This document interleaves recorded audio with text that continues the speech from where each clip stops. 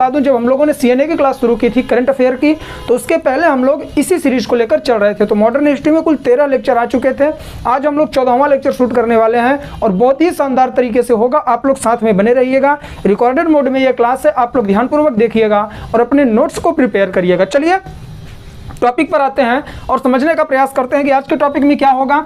भारत में ब्रिटिश शक्ति का विस्तार कैसे हुआ। पिछले वीडियो में हम लोगों ने बात किया था कि किस तरह से भारत में पूरी तरह से उन्होंने सत्ता अपनी स्थापित कर ली और उसके बाद भारत के जो पड़ोसी राज्य थे या फिर देश थे, जैसे कि अफगान हुए, तो अफगानों के साथ उन्होंने युद्ध किया, म्यांमार में बर्मा का युद्ध किया, उन्होंने नेपाल का युद्ध किया और सिंध पर विजय प्राप्त किया। मतलब कि भारत में वे सत्ता स्थापित कर चुके हैं ब्रिटिशर्स, और उसके बाद वे क्या कर रहे हैं कि अड़ोस पड़ोस के जितने राज्य हैं वहां पर वे विस्तार कर रहे हैं अपना, जिससे कि भारत में उनकी सीमा सुरक्षित हो सके। तो इतना सब कुछ हम लोगों ने कल के वीडियो तक समझ लिया था।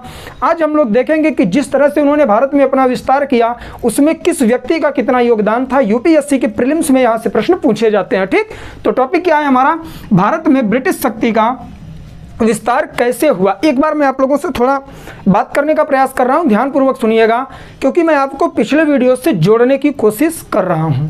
भारत में हुआ क्या था, भारत में पहले विरासतें बटी हुई थी, बहुत सारी छोटी छोटी रियासतें थीं जिन्हें हम लोग विरासत के तौर पे कह सकते हैं। वो आपस में लड़ मर रही थी, एक दूसरे से युद्ध कर रही थी। उसी समय ब्रिटिशर्स का क्या होता है, आगमन होता है। साथ ही साथ मैं आपको बता दूं, पुर्तगाली भी आए थे, डच भी आए थे, फ्रांसीसी भी आए थे, लेकिन उन सबको पराजित करके यहाँ से भगाने के बाद इस इंडिया में पूरी तरह से ब्रिटिशर्स अपना कब्जा स्थापित कर लेते हैं। पहले तो आते हैं व्यापार करने, लेकिन व्यापार को छोड़कर अब वहाँ भारत के साम्राज्य में अपना विस्तार करने लग जाते हैं और साथ ही साथ भारत पर अधिकार करने की कोशिश करते हैं, प्रशासनिक रूप से सत्ता में आने का प्रयास कर रहे हैं। और इसी के उपलक्ष्य में उन्होंने पूरे भारतवर्ष पर विजय प्राप्त कर ली है, चाहे वह दक्षिण भारत के पेशवा हो, चाहे उत्तर भारत हो, चाहे फिर पंजाब हो, महाराजा रणजीत सिंह हो। उनकी मृत्यु के बाद उनके पुत्र को इन्होंने क्या किया, पूरी तरह से अपने कब्जे में ले लिया। बंगाल पर इन्होंने पहले ही अधिकार प्राप्त कर लिया था। मुगल सत्ता पूरी तरह से कमजोर हो चुकी थी, उसे भी इन्होंने छीन कर दिया और अब पूरी तरह से भारतवर्ष में ब्रिटिशर्स का विस्तार हो चुका है। यहां से जोड़कर चलिएगा तो यह टॉपिक आपके समझ में आएगा।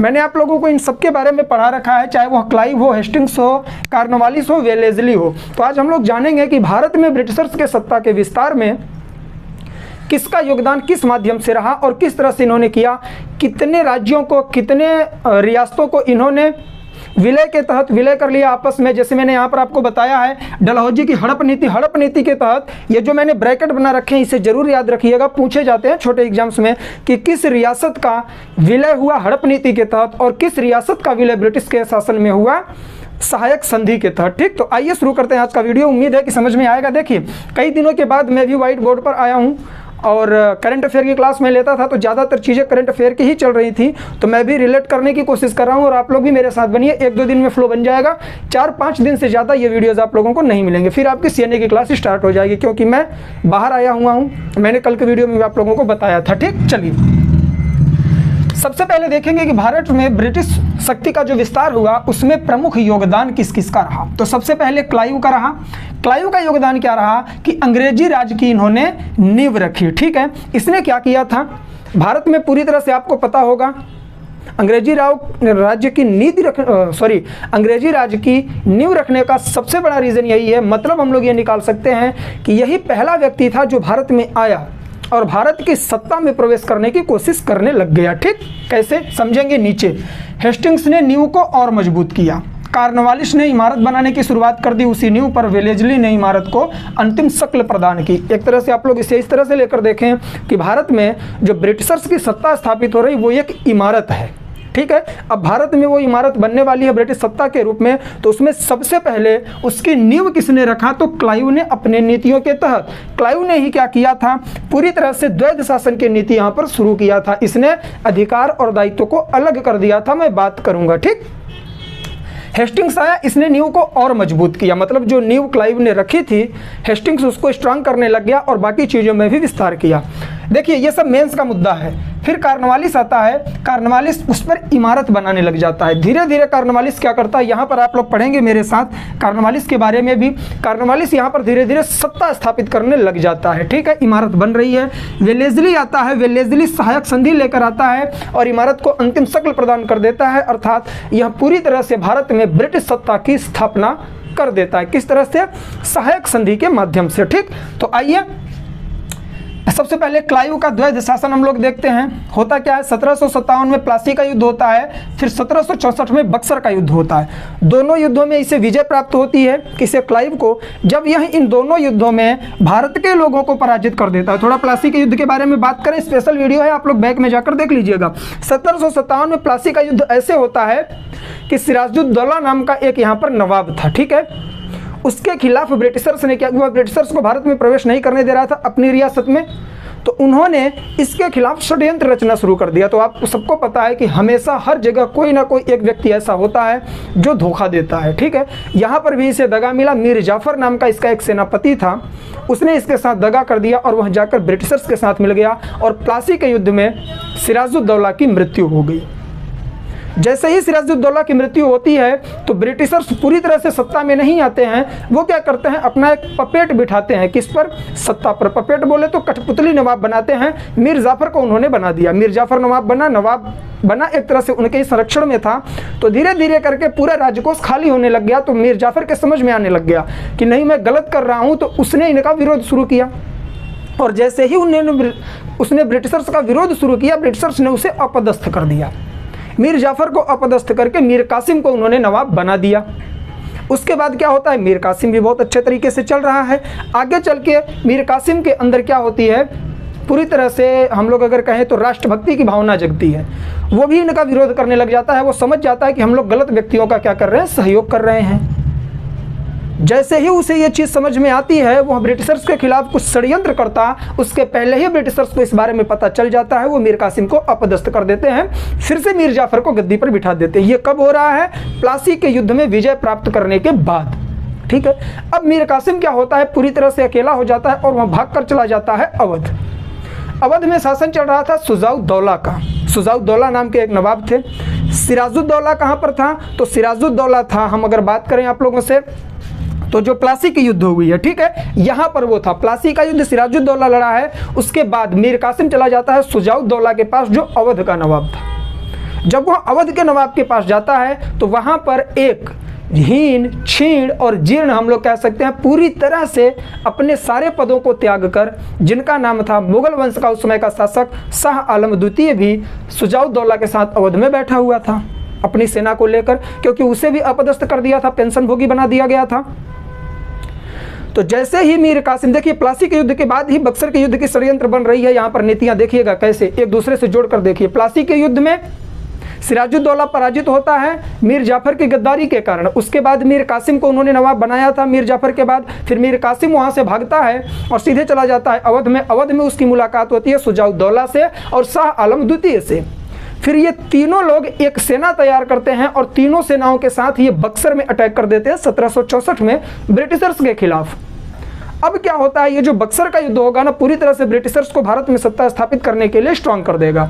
1764 की जो लड़ाई हुई थी, आपने यहाँ पर देखा, 1757 की प्लासी की जो लड़ाई हुई थी, इसमें क्या हुआ था कि किसी ने गद्दारी किया, मीर जाफर ने गद्दारी किया, तब ब्रिटिशर सत्ता में आए। तो उन्हें अपने आप पर उतना भरोसा भी नहीं था। लेकिन जब बक्सर का युद्ध 1764 में हुआ तो उसमें 3 सेनाएं एक साथ आई ब्रिटिशर्स के खिलाफ।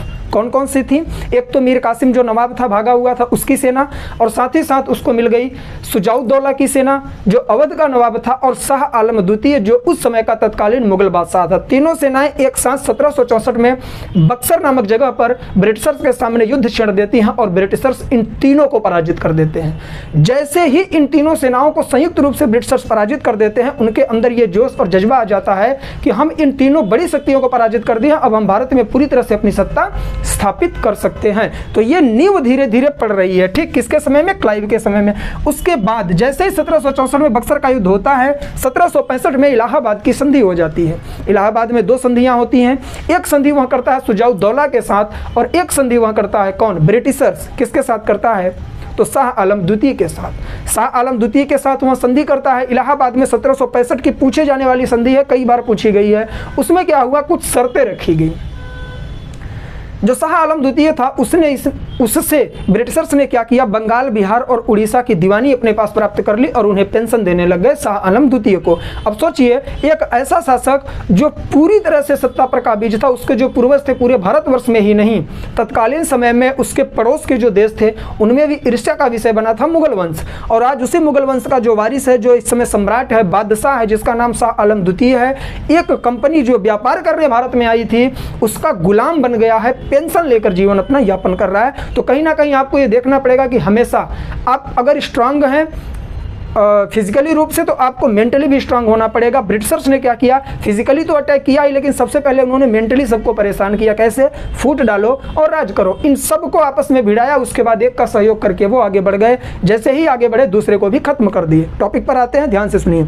शाह आलम द्वितीय को वो पेंशन देते हैं, बंगाल, बिहार और उड़ीसा की दीवानी प्राप्त कर लेते हैं। दीवानी इन द सेंस, जैसे कि आपको क्या होगा, दीवानी का मतलब है बिहार, बंगाल, बिहार और उड़ीसा में अब क्या होगा, पूरी तरह से कर मुक्त व्यापार करेंगे वो लोग, और वहां से जो भी राजस्व वसूला जाएगा वो पूरा का पूरा ब्रिटिशर्स को दिया जाएगा, मुगल बादशाह को नहीं। ठीक, इतनी चीजें समझ लीजिए। सब कुछ पढ़ा चुका हूं, कई दिनों बाद क्लास हो रही तो मैं आपका रिवाइज भी करवा रहा हूं, ध्यान से सुनिएगा। अधिकार तथा दायित्व का इन्होंने अलगाव कर दिया। बंगाल, बिहार, उड़ीसा की दीवानी मिल गई इस संधि के तहत। उसके बाद अधिकार तथा दायित्व को अलग अलग कर दिया ब्रिटिशर्स ने। कैसे किया? जो अधिकार थे वो सारे अधिकार ब्रिटिशर्स अपने पास रख लिए, और जो दायित्व थे वो पूरा पूरा नवाब को दे दिया गया कि जो भी कार्य है वो आप करो, ये आपका दायित्व है, और हम लोग पूरा अपना राइट लेकर चलेंगे। सारे अधिकार हमारे पास होने चाहिए, चाहे वो प्रशासन का हो या फिर वो किसी भी सैन्य व्यवस्था का हो। ठीक, तो यहाँ पर अधिकार तथा दायित्व अलग अलग कर दिए। तो पहली बार भारत में आता है द्वैध शासन, याद रखिएगा। आगे चल के द्वैध शासन खत्म भी कर दिया जाता है। ठीक, सुनिएगा आप लोग। अब क्या होता है, वेलेस्ली आता है। क्लाइव के बारे में आपने समझ लिया। अगर मैं ओवरऑल बात करूं तो सबसे पहले 1757 में प्लासी का युद्ध इसने जीता, 1764 में बक्सर का युद्ध जीता। बक्सर का युद्ध जीतने के बाद जो यहाँ का क्या था, बादशाह था शाह आलम द्वितीय को इसने पूरी तरह से पेंशन देना शुरू कर दिया और भारत पर कब्जा करने की कोशिश करने लग गए। बंगाल, बिहार, उड़ीसा की दीवानी इनके पास आ गई। दीवानी मतलब राजस्व की वसूली अब ये लोग करेंगे। उसके बाद इन्होंने अधिकार और दायित्व को अलग कर दिया। 3-4 पॉइंट इंपॉर्टेंट है, याद रखिएगा। मैं थोड़ा स्पीड में बोल रहा हूँ क्योंकि टॉपिक लंबा हो जाएगा। ठीक है, चलिए। वेलेस्ली की सहायक संधि अब आ जाती है। सबसे पहले भारत में सहायक संधि की शुरुआत किसने की थी? तो आप लोग वेलेस्ली टिक करते हैं, बिल्कुल गलत है, क्योंकि फ्रांसीसियों का एक गवर्नर था जिसका नाम था डुप्ले, जिससे ये ब्रिटिशर्स हमेशा डरा करते थे। ठीक है, उसी डुप्ले ने भारत में सहायक संधि की शुरुआत की थी। सहायक संधि का मतलब क्या है कि दो लोगों के मध्य में युद्ध होगा, जैसे यहाँ पर रियासतें थी आपस में लड़ी रही थी, तो एक के ये सहायता करेंगे कुछ शर्तों पर। हम जैसे आप सोच लीजिए, मैं हूँ, आप दो लोग हो, आपस में लड़ रहे हो, मैं थोड़ा मजबूत हूँ, ठीक है, मैं खड़ा हूँ। कमजोरी मान लो, अगर मैं खड़ा हूं, अगर मैं किसी के साथ भी हो जाऊंगा तो दूसरे को परास्त कर दूंगा, है ना। तो दो लोग आप आपस में लड़ रहे हो, आपने मुझसे कहा कि महोदय आप हमारी हेल्प करिए। मैंने कहा मैं आपकी हेल्प तो करूंगा, लेकिन आपको मेरी कुछ शर्तें माननी पड़ेंगी। बस आप वो शर्त मान गए, यही है सहायक संधि। ठीक है, तो जो व्यक्ति शर्त मनवाता है हमेशा वही अपने बारे में सोचता है, पद और गरिमा सब कुछ अपने लिए अधिकार वगैरह ऊपर रखता है। तो सहायक संधि यही है। सबसे पहले लेकर आया फ्रांसीसी गवर्नर, उसका नाम था डुप्ले, और इसको वास्तविक रूप या फिर व्यावहारिक रूप वेलेस्ली ने प्रदान किया। जो कौन था? ब्रिटिशर्स का था गवर्नर। ठीक है, वेलेस्ली। इन सबको लॉर्ड बोलते हैं, हम लोग लॉर्ड नाम नहीं लगाएंगे क्योंकि इन्होंने हमारे साथ बहुत गलत किया। लॉर्ड कहने की कोई आवश्यकता नहीं है। ठीक, देखिए अब यहाँ पर संक्षिप्त में समझने की कोशिश करिए कि सहायक संधि है क्या। सहायक संधि का मतलब है व्यवस्था पूर्वक सहायता लेना। व्यवस्था पूर्वक सहायता, अरे हम नहीं लेंगे सहायता, क्यों नहीं लोगे भाई? अगर तुम सहायता नहीं लोगे अगला पराजित कर देगा, अगला सहायता ले लेगा उससे। ठीक, तो सहायक संधि का मतलब है व्यवस्था पूर्वक सहायता लेना। क्या मैं सही तरीके से एक्सप्लेन कर रहा हूं? एक बार आप लोग कमेंट करिएगा। वास्तविक संप्रभुता का हनन हो जाता था। आप विजय तो प्राप्त कर जाएंगे सहायता लेने के बाद, लेकिन आपकी जो वास्तविक संप्रभुता है, आपके जो अधिकार हैं वो सबके सब खत्म हो जाएंगे, क्योंकि किसी के सहयोग से आप विजयी हुए हो। तो जो आपका सहयोग कर रहा है, जो आपका सहयोगी है, वो सारे अधिकार अपने पास रखेगा, आपकी संप्रभुता का तो हनन हो ही जाएगा। पॉइंट लिखने लायक है मेंस में। और इसमें कुछ शर्तें रखी गई। अब ये शर्तें हैं 3-4, देखिएगा। शत्रु राज्य के व्यक्ति को आप शरण नहीं देंगे। जैसे ब्रिटिशर्स ने किसी की सहायता की तो उसने कहा कि आप किसी भी शत्रु राज्य को अपने राज्य में शरण नहीं देंगे, अन्य राज्यों से युद्ध और संधि आप नहीं करेंगे बिना हमारे आदेश के। ये सारी शर्तें हैं, मोस्ट इंपॉर्टेंट हैं, पूछी जाती हैं प्रीलिम्स में यूपीएससी के कि निम्न में से कौन सी संधि, उस निम्न में से कौन सा वाक्य सहायक संधि के तहत नहीं आता है। ठीक, तो ये सब आते हैं। खुद के खर्चे पर कंपनी की सेना रखी है। जैसे मान लीजिए कोई नवाब है, कहीं का भी मान लीजिए वो नवाब है और उसने सहायक संधि कर ली है, तो उससे कहा जाता था, ब्रिटिशर्स कहते थे कि ऐसा करो, तुम अपने खर्चे पर मेरी एक सेना अपने पास रखो जिससे कि वो तुम्हारी सहायता कर सके। लेकिन इन लोगों के समझ में ये नहीं आया कि यही सेना आगे चलकर हमारे ऊपर अटैक करने वाली है। ठीक, तो क्या किया इन्होंने, खुद के खर्चे पर कंपनी की सेना अपने पास रखना पड़ेगा। कंपनी को धनराशि या फिर क्षेत्र दिया जाएगा खर्चे के लिए।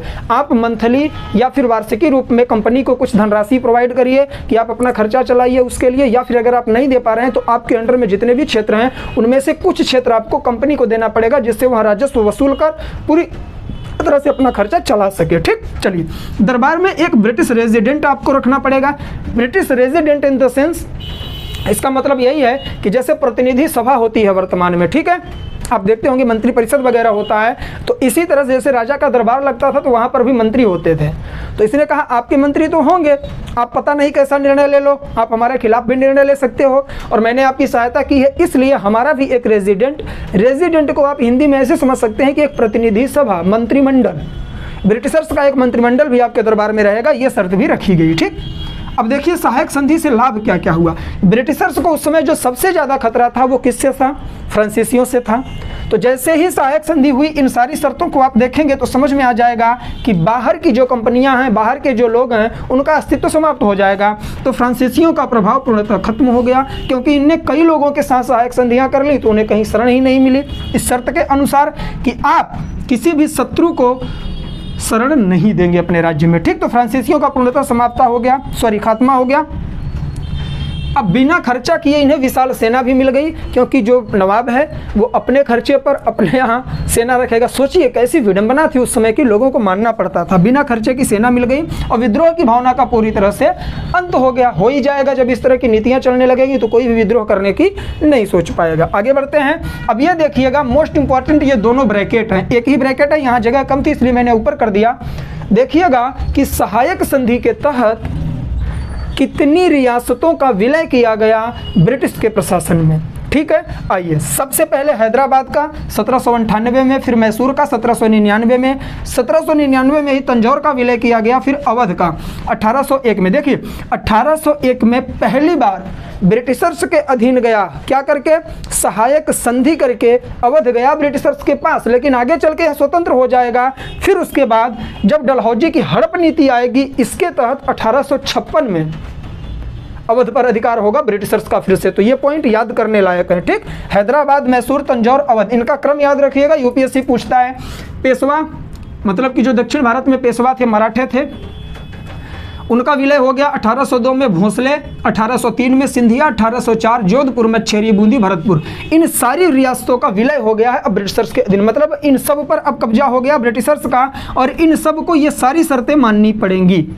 सबको अपने पास सेना रखनी पड़ेगी, सबको अपने पास क्या करना पड़ेगा, एक ब्रिटिश रेजिडेंट रखना पड़ेगा, किसी भी शत्रु राज्य को ये अपने अंदर नहीं आने देंगे। तो अब सोचिए, जब सबके पास ब्रिटिशर्स की सेना हो गई तो आपस में विद्रोह हो ही नहीं सकता, आपस में लड़ ही नहीं सकते, क्योंकि दोनों तरफ ब्रिटिशर्स की सेना है और ये सारे नवाब उसके कठपुतली बन गए ब्रिटिशर्स के। ये होता है माइंड गेम।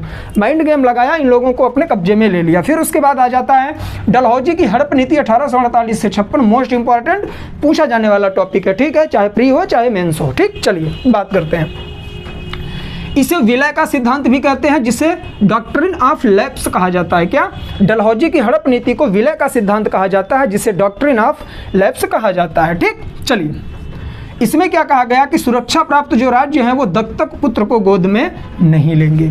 देखिए, जैसे कि आप दो लोग हैं और मैं आपका सहयोग करने वाला हूं। दो लोगों में आपस में लड़ाई हुई, मैंने एक को सुरक्षा प्रदान कर दी, मैंने आपको सुरक्षा प्रदान की है, तो मैं आपसे ये कह रहा हूं कि अगर आपका कोई वारिस है तभी वो आपका उत्तराधिकारी बनेगा, अन्यथा आप अब किसी को भी गोद लेकर, दत्तक पुत्र का मतलब है गोद लिया हुआ पुत्र, किसी और को पुत्र गोद लेकर आप उसको अपना वारिस बना के उत्तराधिकारी नहीं बना सकते हैं। जैसे ही आपकी मृत्यु होगी उस पर हमारा कब्जा हो जाएगा। ये विलय नीति थी किसकी, डलहौजी की। इसे हड़प नीति के रूप में जाना जाता है। अब इसने क्या किया कि 3 तरह की रियासतों का बंटवारा कर दिया दत्तक पुत्र लेने के लिए। ठीक, मतलब गोद कौन ले सकता है कौन नहीं, इंपॉर्टेंट है, यूपीएससी ने इसे प्रीलिम्स में पूछा था। ठीक, कि लॉर्ड डलहौजी ने, लॉर्ड नहीं बोलेंगे डलहौजी ही बोलेंगे, डलहौजी ने तत्कालीन समय की भारतीय रियासतों को कितने प्रकारों में बांटा था? तो 3 प्रकार से। ऐसी रियासतें जो हमेशा से स्वतंत्र रही हैं, ठीक, उन रियासतों में गोद लेने में कोई हस्तक्षेप ब्रिटिशर्स नहीं करेंगे। ऐसा किसने कहा? ब्रिटिशर्स ने ही कहा, ठीक। दूसरी, ऐसी रियासत जिस पर पहले मुगलों का अधिकार था, उसके बाद पेशवाओं का अधिकार हो गया, उसके बाद अंग्रेजों के अधीन आ गई। ऐसी रियासत जिस पर किसी ना किसी का अधिकार रहा, वो सरकार की सहमति से गोद ले सकते हैं। अगर सरकार नामी बोल देगी, नहीं बोल देगी, तो आप गोद नहीं ले सकते। तीसरी आई कि ऐसी रियासतें जिनके निर्माण में ब्रिटिश सरकार का योगदान रहा हो, ठीक है। तो ऐसी रियासतों में भाई हमारे सहयोग से आपका पूरी तरह से अस्तित्व बना है, तो मेरा ही अधिकार होगा। तो उसने कहा कि ऐसी रियासतों में गोद लेने पर पूरी तरह से पाबंदी लगा दी जाएगी। सबसे इंपॉर्टेंट ब्रैकेट ये है नीचे वाला, कि जो डलहौजी की हड़प नीति थी, इसके तहत कितनी रियासतों का विलय किया गया ब्रिटिश साम्राज्य में? तो सबसे पहले सतारा 1848, जैतपुर संबलपुर 1849, बघाट नाम की रियासत 1850, उदयपुर 1852, झांसी 1853 और नागपुर में 1854, अवध 1856 में। ये ऐसी रियासतें हैं जिनके पास वारिस नहीं था, ठीक है। इस वजह से ये उत्तराधिकार के नियम के तहत किसी को भी दत्तक नहीं ले सकते थे, गोद नहीं ले सकते थे। इस वजह से ब्रिटिशर्स के साम्राज्य में इन सभी रियासतों का विलय हो गया। तो इन सबको याद रखिएगा। आपको मैं एक बार फिर से रिपीट करवा दूं कि सहायक संधि के तहत कितनी रियासतों का विलय हुआ? तो हैदराबाद, मैसूर, तंजौर, अवध, पेशवा, भोसले, सिंधिया, जोधपुर, मच्छेरी, बूंदी, भरतपुर, इतनी, ठीक। उसके बाद यदि हम लोग बात करें हड़प नीति के तहत, तो हड़प नीति के तहत ये आपको दिख रही हैं 8, ठीक है। कौन कौन सी? सतारा, जैतपुर, संबल, बघाट, उदयपुर, झांसी, नागपुर और अवध, ठीक। तो इतना टॉपिक था। अब भारत में ब्रिटिश शक्तियों का विस्तार हो चुका है। अब ये नीतियां लेकर आएंगे, आगे चल के 1857 की क्रांति होगी, सब कुछ हम लोग पढ़ेंगे अगले वीडियो में, ठीक है। तो उम्मीद है वीडियो पसंद आया होगा। एक बार आप लोग कमेंट करके बताइएगा वीडियो कैसा लगा। यदि पसंद आया हो, चैनल पर पहली बार आए हैं, तो वीडियो को आप लोग लाइक और सब्सक्राइब जरूर कर दीजिएगा, ठीक है, चैनल को। और मिलेंगे हम लोग कल इसी तरह से सुबह 7 बजे, और यही क्लास आप लोगों को मिलेगी कॉन्टिन्यूसली, ठीक है। इसके आगे का जो टॉपिक है हम लोग उसे कंटिन्यू करेंगे। अगर आप लोगों ने पुराने वीडियोस नहीं देखे हैं तो प्लीज़ एक बार देख लीजिएगा। पूरा क्रमवार सिस्टमेटिक ढंग से आप लोगों को प्रोवाइड किया जा रहा है, चाहे आप वनडे एग्जाम की प्रिपरेशन कर रहे हैं या फिर यूपीएससी, स्टेट पीएससी, कोई भी एग्जाम हो, ये सारे टॉपिक आपके लिए इंपॉर्टेंट हैं, ठीक। तो चलिए आज के लिए बस इतना ही, मिलेंगे नेक्स्ट वीडियो में। तब तक के लिए जय हिंद, जय भारत, बाय बाय। आप लोग अपना ख्याल रखिए, प्रिपरेशन करिए, खुश रहें और मस्त रहें।